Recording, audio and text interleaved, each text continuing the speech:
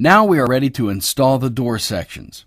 Using your manual or supplemental manual, determine the order that the sections will be installed and any other important items to note. Start by placing the bottom section in the opening so that it lies against the stop molding and centered from side to side. Place a level on the section and use a piece of wood under one end or the other, if necessary, to make the section level. Remove the level and toe nail a 3-inch nail into the jambs at each end to hold it in place. Make sure the nails are in firmly, but not to the point where they can't be removed later.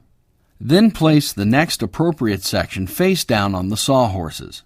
If your door is pre-drilled for a lock, this section will be the one with the holes in the center of the panel face.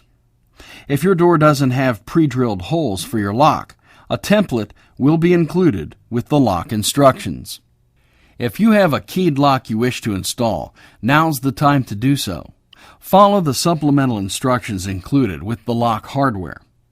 Next, identify the bottom edge and attach a number 2 hinge to each end at the top edge using number 14 by 5/8 inch sheet metal screws. Go ahead and attach a number 1 hinge to all other pre-punched holes along the top edge of the section. Also, in this case, install the strut as before.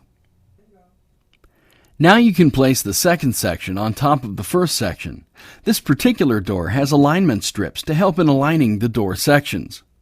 Then toe-nail in 3-inch nails to secure the door sections to the jambs at each end.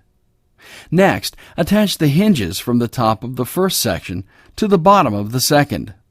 We are now ready to place the third section on the sawhorses and attach number 3 hinges to the ends at the top edge of the section and number 1 hinges to each pair of pre-punched holes along the top edge using number 14 by 5/8 inch sheet metal screws.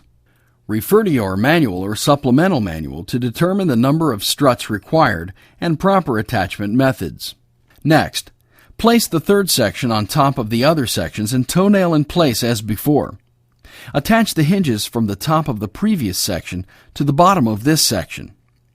If you have 2 sections left, repeat what you just did on the last section using number 4 hinges on the end of the top edge of this section and number 1 hinges to all other pre-punched holes along the top edge. Now we are ready to place the last section on the sawhorses. Attach a strut if it is part of your configuration.